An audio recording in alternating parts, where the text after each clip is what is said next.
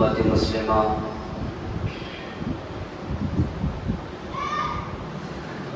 آج آپ کے سامنے تعلیم کے عنوان سے کچھ باتیں عرض کرنی ہیں۔ تعلیم کی افادیت، تعلیم کا مقصد، طریقہ تعلیم، ان سب چیزوں کے اوپر ہمیں غور کرنا ہے۔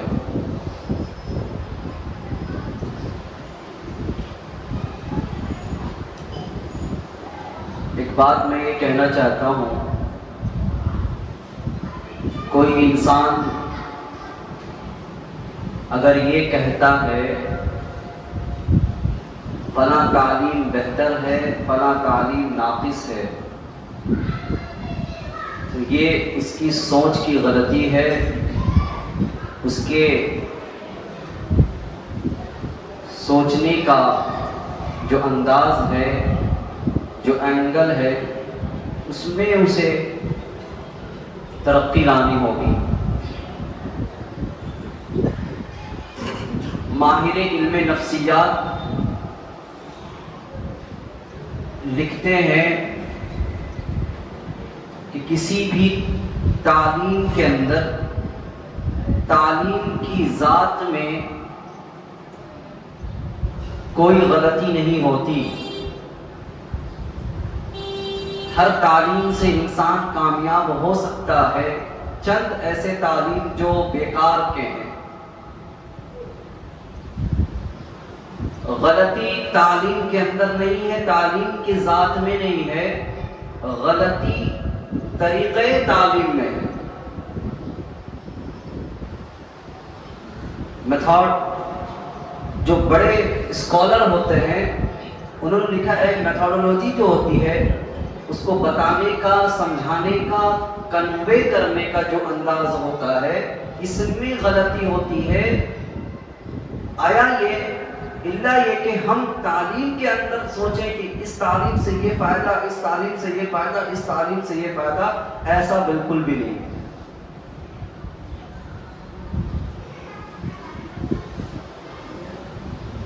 تعلیم، قرآن کے اندر اللہ سبحانہ و تعالیٰ نے فرمایا تعلیم وہ ہے جو اللہ کا خوف دل میں پیدا کر دے، جو اللہ کو پہچانوا دے، رسول کو پہچانوا دے، وہ تعلیم ہے۔ اب ہوا یہ، پچھلی تاریخ کا ہم مطالعہ کریں گے تو ہمیں معلوم چلے گا اس وقت تعلیم چاہے سائنس کی ہو، چاہے انجینئرنگ کی ہو، چاہے دوسری تعلیمات، دوسرے جتنے بھی تعلیمات ہیں، اور اسی اسکولز کے اندر، اسی کالج کے اندر اسلامی تعلیمات بھی دی جاتی تھی۔ انگریز کے زمانے میں صرف دلی شہر کے اندر 200 بڑے بڑے مدرسے، جو کالج لیول کے مدرسے تھے، صرف دہلی شہر کے اندر 200 مدرسے موجود تھے، جس کے اندر سائنس کی تعلیم بھی ہوتی، جس کے اندر انجینئرنگ لوگ کر رہے ہوتے، ڈاکٹرز بھی بن رہے ہوتے، اور اسی کالج کے اندر عالم بھی بن کر تیار ہو رہے ہوتے۔ کبھی ایسا بھی ہوتا کہ کسی شخص کے کرتے پیجامہ اور اس کی داڑھی دیکھ کر انسان کہتا کہ کوئی بڑا عالم سامنے آ رہا ہے، کوئی اللہ والا سامنے آ رہا ہے۔ اس سے پوچھتے کہ کیا تم بڑے عالم ہو، مفتی ہو؟ وہ کہتا ہے نہیں، میں تو عالم اور مفتی نہیں ہوں، بلکہ میں تو سائنٹسٹ ہوں۔ تو اس وقت مسٹر اور مولوی کے بیچ میں کوئی فرق نہیں تھا، کوئی امتیاز نہیں تھا۔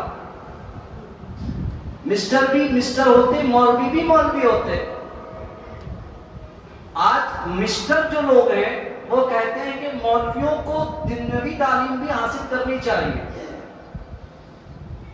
مولویوں کو بھی اصلی تعلیم اسکولز کے انگلش وغیرہ اور سائنس کے علم سب حاصل کرنا چاہیے۔ چلو ٹھیک ہے، میں مانتا ہوں تو بھائی یہ بھی تو ضروری ہے کہ آپ بھی کچھ دینی علم حاصل کرو. آپ کو کس نے منع کر دیا کہ آپ دینی علم حاصل نہیں کر سکتے؟ آپ بھی قرآن کا علم حاصل کرو، آپ بھی حدیث کا علم حاصل کرو، آپ بھی فرائض واجبات کی چیزوں کو آپ بھی یاد کرو، یہ آپ کے لیے بھی لازم ہے. تو یہ ایک سازش کے تحت مسٹر اور مولوی کو انگریز نے الگ کیا، کیونکہ اسے اس ہندوستان میں جب اس نے قبضہ کیا، ہندوستان پر وہ مسلط ہوا ہے، تو اسے معلوم تھا کہ ہم ہندوستان پر اپنے اسلحہ کے ذریعے، اپنے ہتھیار کے ذریعے، اپنے ویپن کے ذریعے ہم اس پہ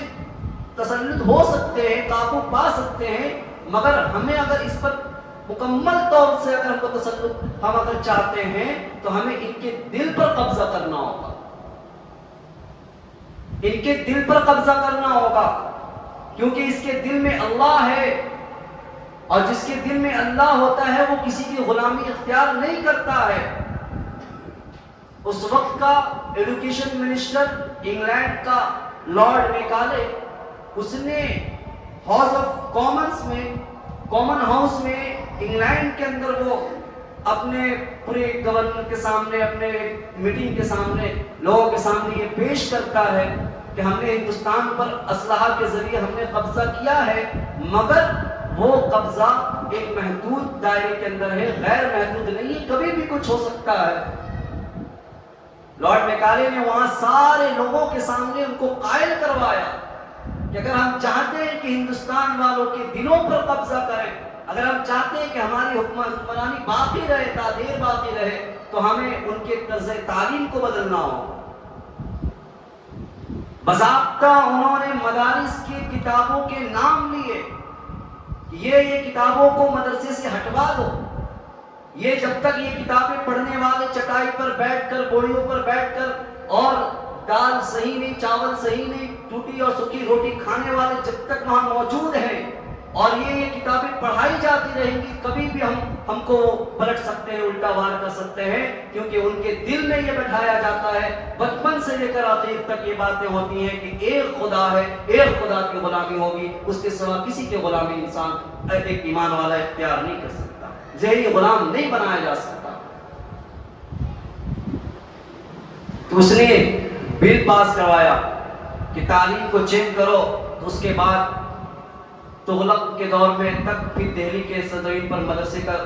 جو ہے وہاں سے توڑنا شروع کیا گیا، یہاں تک کہ پھر 100 مدرسے باقی رہے. پھر آپ نے اخیر تک کی کہانی کو آپ نے دیکھا کہ ہندوستان کی آزادی میں کن کا سب سے بڑا رول رہا. میں یہ بتانا چاہتا ہوں کہ دینی تعلیم کے ساتھ ساتھ عصری علوم پڑھنے والا بھی ڈاکٹر اور انجینئر بن سکتا ہے. میں یہ بتانا چاہتا ہوں کہ عصری تعلیم پڑھنے پر بھی انسان کے دل پہ اللہ کا خوف آ سکتا ہے، اللہ کے بنائے ہوئے نظام کو دیکھ کر بھی اللہ کو وہ پہچان سکتا ہے، اللہ جو ہمارا کریٹر ہے، اللہ پوری دنیا کا خالق ہے، اس کو انسان پہچان سکتا ہے. مگر کمی اس بات کی ہے کہ ہمارا انجینئرنگ پڑھانے والا اور ہسٹری پڑھانے والا، سائنس پڑھانے والا، اس کے دل میں توحید نہیں ہے، اس کے دل میں رسالت نہیں ہے، جس کی وجہ سے وہ آپ کے بچوں کو، ہمارے بچوں کو جو ایمان والے گھر میں پیدا ہوتا ہے اس کو ملحد بنا دیتا ہے، اسے ایتھیسٹ بنا دیتا ہے. ہندوستان اور پورے ملک کے اندر مایناز عالم دین جن کو لوگ پیر ذوالفقار نقشبندی کے نام کے اندر بھی انہوں نے اللہ کو پہچانا. اس تعلیم کی ایک جو اس کے اسٹرکچرز تھے، اس کا جو میکانزم جو چیزیں تھیں، ان چیزوں کو دیکھ کر انہوں نے اللہ کو پہچانا کہ اللہ کیسے دنیا میں ایک ایک چیزوں کو کیسے بناتا ہے اور کیسے اس کا کریشن اس چیز کیسے ہوا. انجینئر بن کر کے آج ان کا مقام آپ دیکھیں، بڑے بڑے علماء کرام جنہوں نے باضابطہ علم دین حاصل نہیں کیا، جنہوں نے باضابطہ عالم کے کورس نہیں کیا، مگر اللہ کو انجینئرنگ کرتے ہوئے اللہ کو پہچانا، اللہ کا خوف ان کے دل میں پیدا ہوا. آج بڑے بڑے عالم دین ان سے بیٹھے. آپ کے ملک ہندوستان کے بڑے عالم دین مولانا مفتی خلیل الرحمان سجاد نعمانی صاحب کے نام سے جو جانے جاتے ہیں، بڑے مشہور ریناؤنڈ پرسن عالم دین، ان کے مرید، ان کے خلفاء میں سے ہیں. آج بڑے بڑے عالم علماء کرام ان کے مجلس میں بیٹھا کرتے. کیا وجہ ہے؟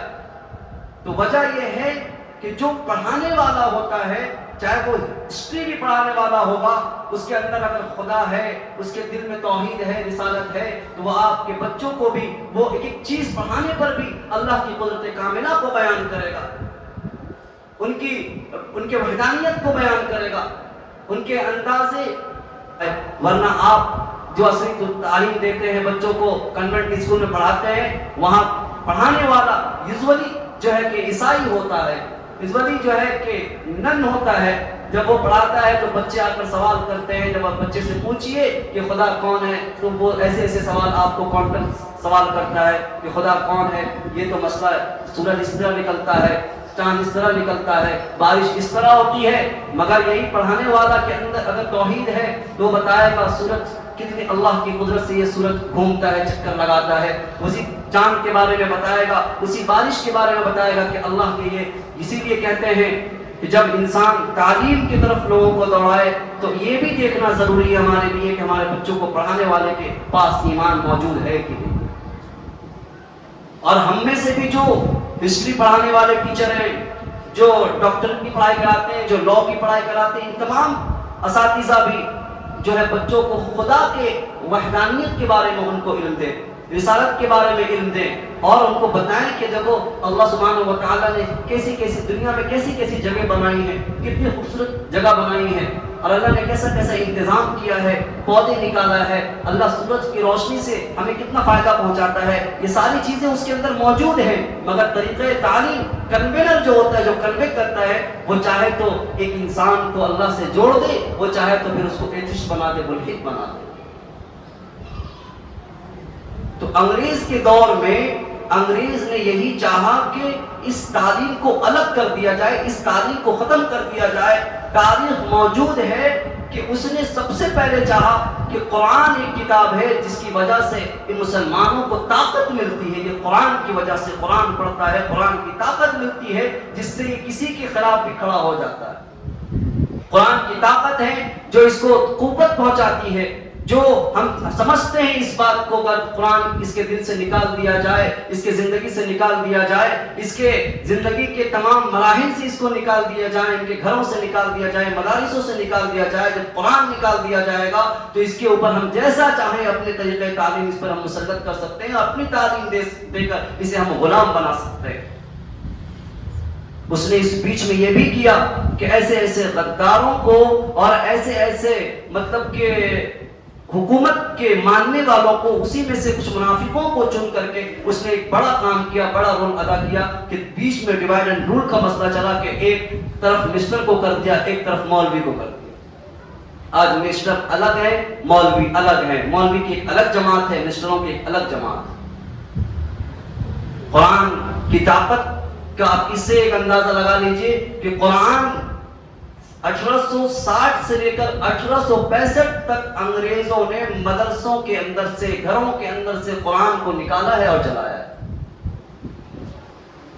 اور کہتا تھا کہ تمہیں اس قرآن سے مدد ملتی ہے، مجھے معلوم ہے کہ اس قرآن سے تمہیں مدد ملتی ہے، تم قرآن پڑھتے ہو، تمہارے اندر طاقت آتی ہے، اب میں تمہیں سارے قرآن کو میں جلا دوں گا. لکھا ہے تاریخ کے اندر کہ 1860 سے لے کر 1865 تک اس نے مدرسے سے قرآن کو جلایا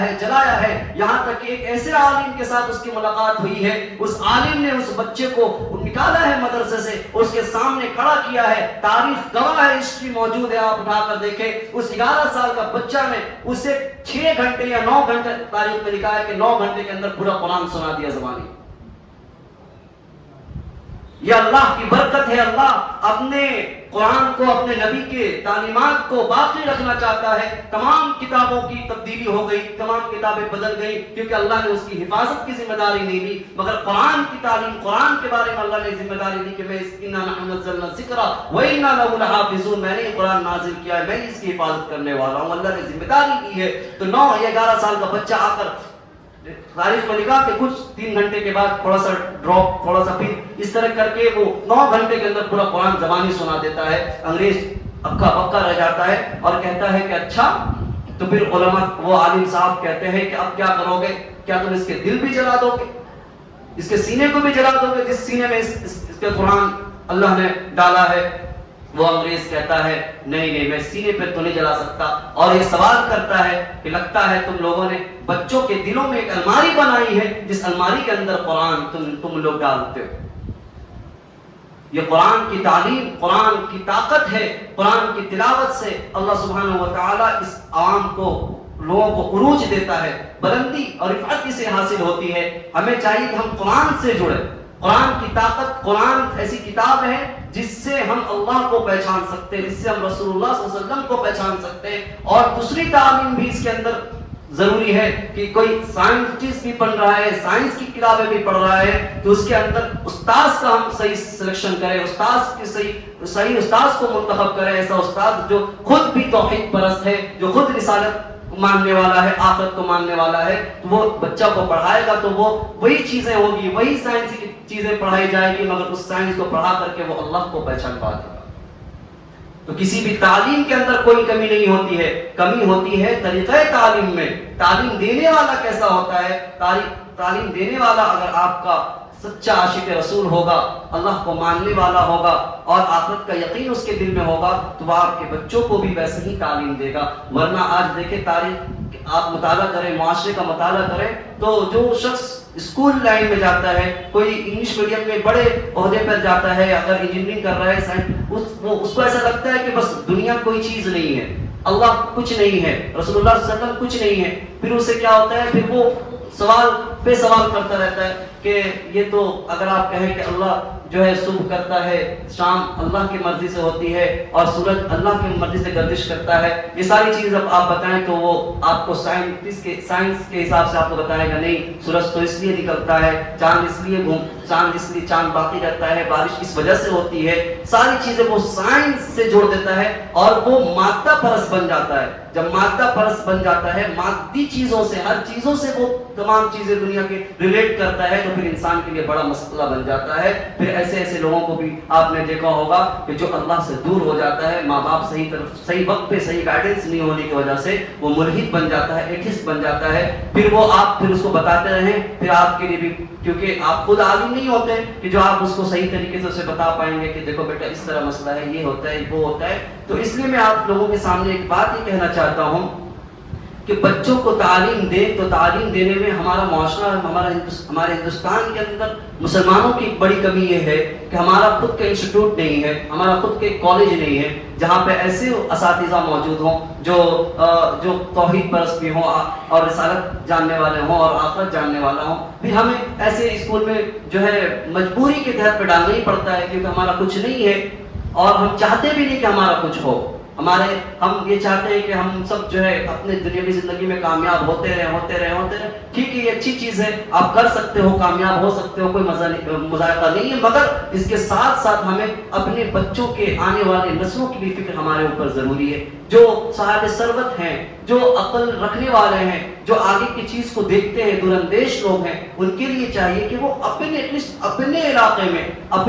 میں، ضروری نہیں کہ آپ پوری دنیا کے آپ کے اندر یہ چیز ہو، مگر اپنے معاشرے میں ہم اس چیز کے لیے کھڑے ہو سکتے ہیں، اپنے بچوں کے گائیڈنس کے لیے ہم کھڑے ہو سکتے ہیں۔ اگر یہ نہیں ہو سکتا، کالج یونیورسٹی نہیں ہو سکتی، تو ہم ایسے ادارے قائم کر سکتے ہیں اپنے یہاں، جس ادارے میں بچے اسکول کے پڑھنے والوں کے لیے سلیبس وائز ہم تیار کریں۔ ایسے چل رہے ہیں ساری جگہوں میں، مہاراشٹر میں چل رہے ہیں، بنگلور میں چل رہے ہیں، بہت ساری جگہوں میں دنیات کا ایک سسٹم چلتا ہے۔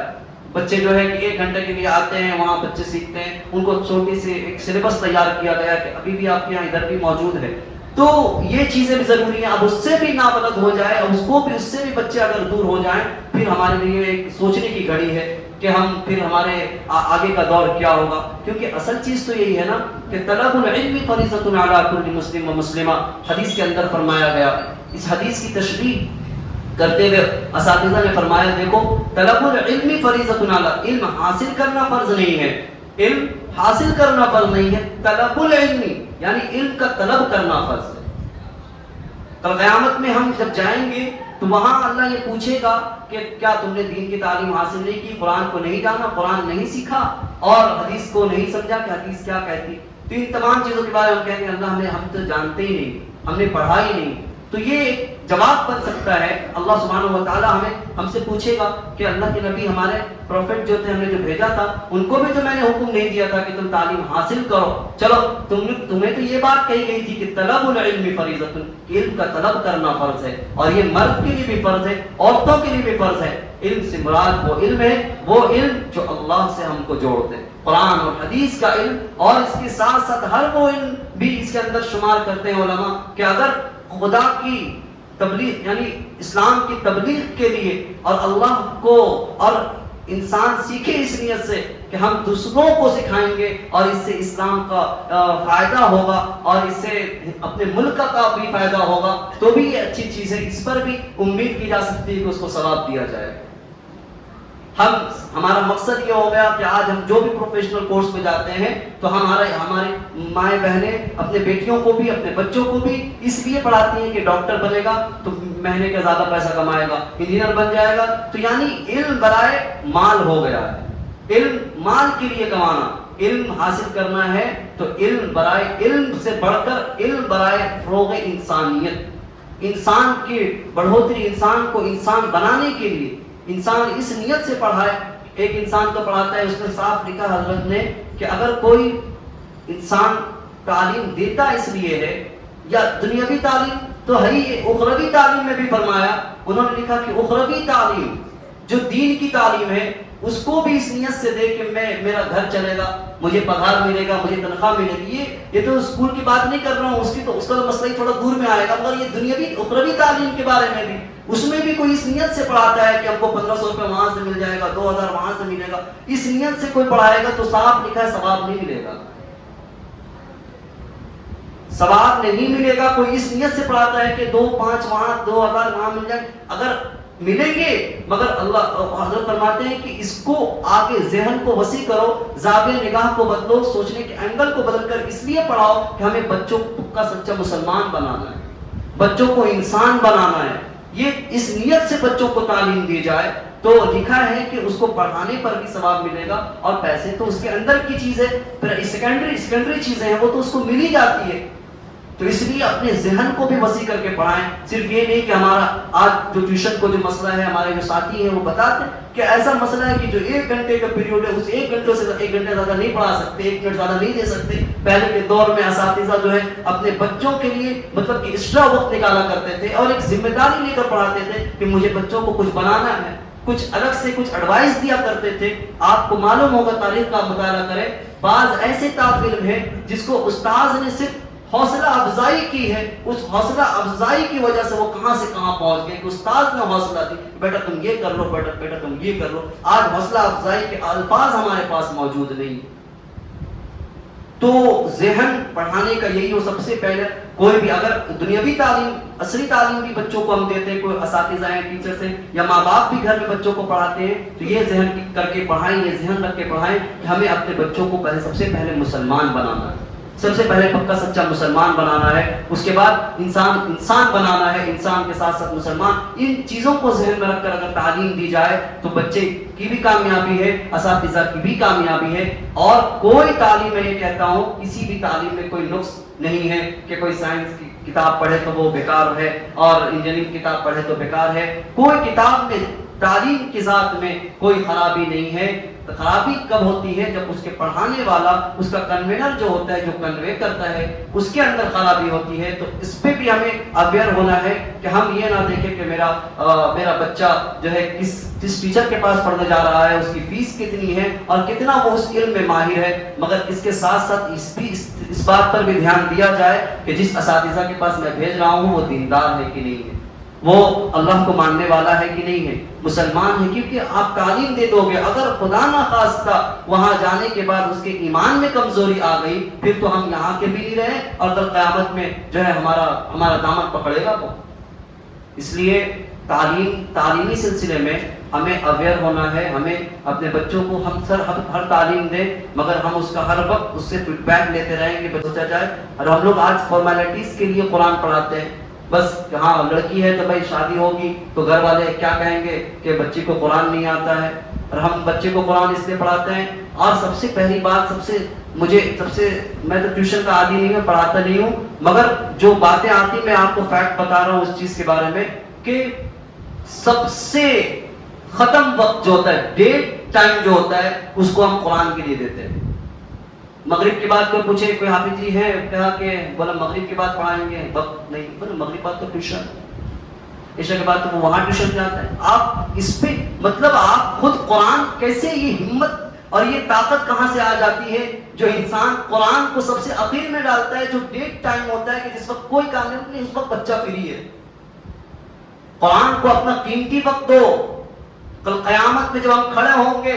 یہ قرآن صاف کہتا ہے، اللہ کے نبی صلی اللہ علیہ وسلم نے بھی فرمایا کل قرآن کسی کے اگینسٹ کھڑا ہو جائے گا، میں بھی اس کی سفارش نہیں کر سکتا، جس کی سفارش کے ہم منتظر ہیں کہ ہم سب کے آقا ہماری سفارش کریں گے اور انشاءاللہ کریں گے. مگر یاد رکھ لیجیے ہم سب کے آقا نے فرمایا ہے جس شخص کے اگینسٹ قرآن کھڑا ہو جائے گا، اللہ آپ نے بھیجا تھا کہ اس کی میری تلاوت کرتا اور مجھے پڑھ کر یہ بلندی کی طرف پہنچتا اور راہ ہدایت پاتا. اللہ اس نے طاق پر سجایا اور یہ عورتیں، یہ بہنیں، ساری چیزوں سارے کے خلاف جب قرآن کھڑا ہوگا اس وقت ہم کیا کہیں گے، اس وقت کیا عالم ہوگا، اس وقت کے بارے میں بھی سوچنا ہوگا. تو قرآن کو اہمیت دیجیے، قرآن کی تعلیم کو اہمیت دیجیے، اس کو آنکھوں پر سجائیے اور اس کے لیے فیس کی ادائیگی بھی زیادہ سے زیادہ کی کرنی چاہیے، اس معنی پر کرنی چاہیے کہ قرآن احسن الکلام ہے اور قرآن تمام کتابوں میں سب سے بہترین کلام ہے، یہ اللہ کا کلام ہے جس کا رائٹر کوئی انسان نہیں ہے، اس کا رائٹر اللہ ہے.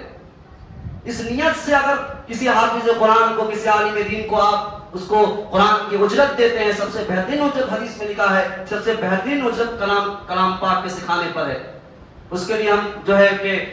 یہ کرتے بارگیننگ کرتے ہیں کہ 200 نہیں، 300 نہیں، 400 نہیں، 500 نہیں. ٹیوشن والا کتاب ایک سبجیکٹ کے لیے 2000 مانگتے تو ہم فخر سے کہتے ہیں کہ ارے سائنس کے لیے میں 2000 وہاں دیتا ہوں، 2500 میں. قرآن کے لیے بھی کھڑے ہونا ہے ہمیں، قرآن کہیں پڑھائیں، اچھے اساتذہ کا آپ اس میں بھی منتخب کریں. میں نہیں کہتا کسی سے قرآن پڑھائیں، قرآن جس طرح سائنس پڑھانے کے لیے، کسی طرح انجینئرنگ پڑھانے کے لیے اچھے کالج کا سلیکشن کیا جاتا ہے، اچھی یونیورسٹی کا سلیکشن کیا جاتا ہے، اس طرح قرآن پڑھانے کے لیے بھی اچھے حافظ قرآن، اچھے قاری قرآن کا انتخاب کیا جائے، دور سے لایا جائے. دور سے لانے کے لیے ہم اس کو گوارا کریں. مگر آج مدارس کا حال میں صاف طور پر کہنا چاہتا ہوں یہی ہے کہ ہم تنخواہ کے اوپر اس اساتذہ کو رکھتے ہیں، جو تنخواہ 3000 پر جو اگری کرتا ہے اسے رکھتے ہیں، مگر اچھے حافظ قرآن آپ کے علاقے میں موجود ہوتے ہیں، آپ اسے نہیں لاتے.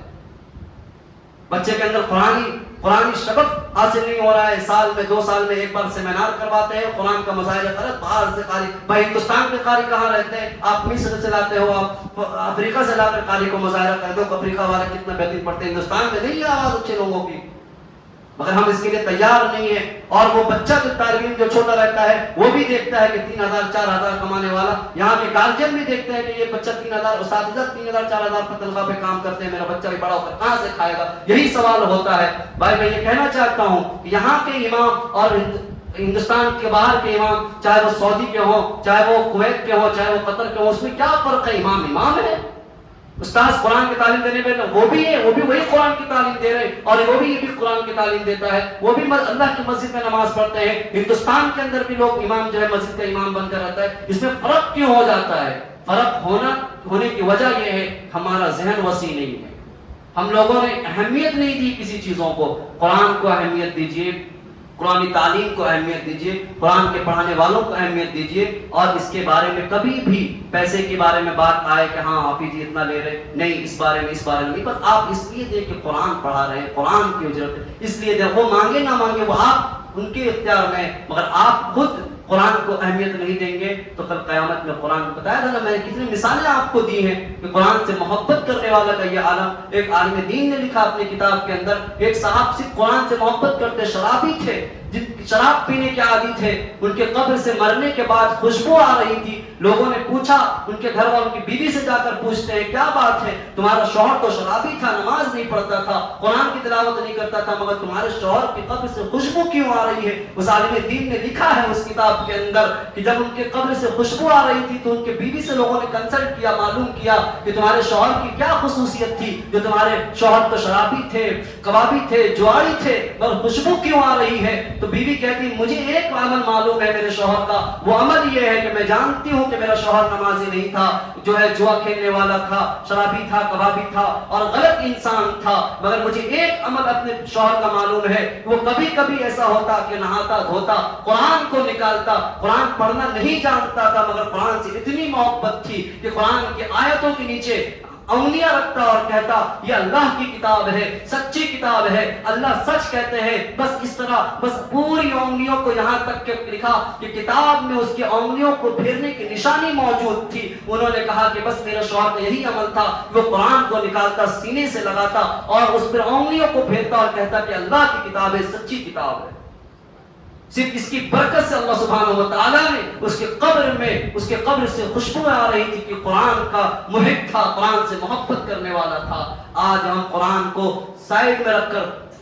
میں یہ کہتا ہوں تمام تعلیمیں دی جائیں مگر اس تعلیم کے ساتھ ساتھ قرآن کی تعلیم، قرآن کی کچھ سوجھ بوجھ بھی اپنے بچوں کے دلوں میں ڈالا جائے، اس کو بھی بتایا جائے بیٹا ہم کیوں بھیجے گئے ہیں، ہماری سب سے بہترین کتاب کوئی ہے وہ اللہ کی کتاب قرآن مجید ہے۔ آج ہم کیا کہتے ہیں قرآن گھر کے اندر موجود ہے، جب قرآن جو ہے پھٹ جائے اور قرآن کے ورقے نکل جائیں اس کو مسجد میں لا کر ڈال دیا جاتا ہے کہ بس اب مسجد کے حوالے کر دیا جائے۔ میں کہتا ہوں قرآن کے مسجدوں میں آپ اس طرح کا قرآن دیتے ہیں، آپ باز آ جائیے ایسے قرآن کو مسجدوں میں دینے سے، آپ وہ قرآن دیجیے جو مسجدوں میں جو قرآن کی تلاوت کی جا سکتی ہو آرام سے، ورنہ آپ بھی گنہگار ہوں گے کہ اور لینے والا بھی گنہگار ہوگا اس معنی پر کہ مسجد جو اللہ کا گھر ہے، یہاں جو بھی چیزیں آئیں گی صحیح چیزیں آئیں گی، جن چیزیں آئیں گی یہاں ایسے کتاب کے دینے کی ضرورت ہے۔ میں چند باتیں جو آپ کے سامنے آج رکھا ہوں اس کا مقصد ہمارا یہ ہے کہ قرآن کی تعلیم سے ہم بہت پیچھے ہٹتے چلے جا رہے ہیں، اس کے لیے ہم کچھ تیاری بھی نہیں کر رہے، اپنے بچوں کو بھی اویئر نہیں کر رہے، اور جو نوجوان ہیں وہ بھی قرآن سیکھنے کو تیار نہیں ہے۔ قرآن سیکھیے، قرآن سے اپنا لگاؤ لگائیے۔ یہ رمضان کا مہینہ بھی عنقریب جو آنے والا مہینہ ہے 25 دن کے اندر، اس کے لیے کچھ تو تیاری ہو، کچھ تو ہم آخرت کے لیے تیاری کر سکیں، اور تعلیم کے ساتھ ساتھ دنیاوی تعلیم بھی حاصل کریں، اس کے لیے کوئی مذائقہ نہیں ہے۔ علماء دین فرماتے ہیں صرف اور صرف ایک بات کا خیال رکھیں کہ ہمارے اندر توحید باقی رہے، رسالت باقی رہے، ہم خود جانیں کہ ہم کون ہیں، ہم مسلمان ہیں، ہمارا مقصد کیا ہے۔ ان تمام چیزوں کے لیے بھی ہمیں اویئر ہونا ہے، اور معاشرے کے اندر ہم کوشش کریں، ہر علاقے میں کوشش کریں کہ ہمارا ایک مکتب ہو، ایک نظام ہو۔ مسجد جب بنانے کی باری آتی ہے کیسے ہم کھڑے ہو جاتے ہیں، یہ بھی بہت مسلمان کی پہچان ہے کہ کھڑا ہو جاتا ہے بناؤ مسجد، تمام تیاری اور پیسے کہاں سے لوگ۔ اب میں گاؤں گیا تھا بہار میں، وہاں تو لوگ عورتوں کو میں نے دیکھا، ان کے جذبوں کو دیکھا کہ وہ اپنے سونا کو جو پہنی ہوئی ہوتی ہے اس کو اتار کر کے دے دیتی ہیں، گہنے اتار کر دیتے ہیں۔ کوئی یہ کیا، یہ تو ہے یہ مذہب اسلام اور اس کے ماننے والوں کا ایک جذبہ ہوتا ہے۔ اسی طریقے سے مسجد کے ساتھ ساتھ آپ کے لیے دینی تعلیمی ادارہ کی بھی بہت ضرورت ہے۔ معاشرے میں ایک تو بچے دو ٹائپ کے بچے ہوتے ہیں، ایک تو مدرسے کے بچے ہوتے ہیں جو دور سے آتے ہیں، ان کے لیے مدرسہ جو پورے وقت کلی وقت کے لیے آتے ہیں، مگر ایک وہ بچہ جو اسکول میں پڑھتا ہے، جو کالجز میں پڑھ رہا ہے، اس کے لیے کیا انتظام ہے؟ اس کے لیے ایسا انتظام ہونا چاہیے ہر علاقے میں کہ 1 گھنٹے کی تعلیم ہو، اس نصابی تعلیم کے اندر 1 گھنٹے کے اندر اس کو حدیث، قرآن، حفظ سورہ